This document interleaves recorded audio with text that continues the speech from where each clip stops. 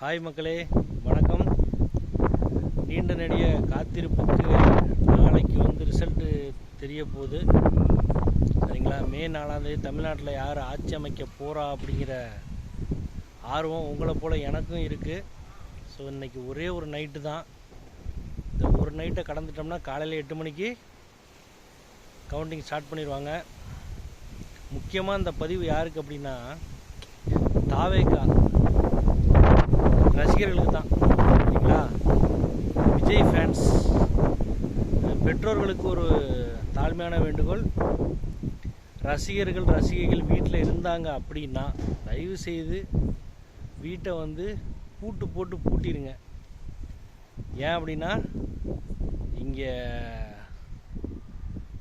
பொதுமக்களுக்கு பல சுட சுட செய்திகளும் பல திடுக்கிடும் தகவல்களும் நாளைக்கு வர்றதுக்கு வாய்ப்பு இருக்குது.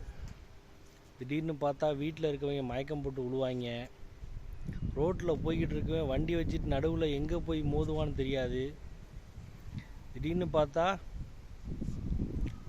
அங்கங்கே தாவிக்கிட்டு இருப்பாங்க மரத்தில். அப்புறம் பார்த்தீங்கன்னா டிரான்ஸ்பரத்தில் பயங்கரமான வீடியோக்கெல்லாம் நாளைக்கு பார்க்கலாம். ஃபுல் என்டர்டைன்மெண்ட் தான் நாளைக்கு. சரிங்களா? ரிசல்ட் நீங்கள் பார்க்குறீங்களோ இல்லையோ, ஃபேஸ்புக் இன்ஸ்டாகிராம்லலாம் பார்த்தீங்கன்னா வீடியோவாக சூப்பராக தள்ளும். நம்மளால் சிரிச்சும் கண்ட்ரோல் பண்ண முடியாது. அந்தளவுக்கான ஒரு என்டர்டைன்மெண்ட் நாளைக்கு இருக்குது. உங்களை போகவே நானும் அதெல்லாம் பார்க்குறதுக்கு வெயிட் பண்ணிகிட்டு இருக்கிறேன்.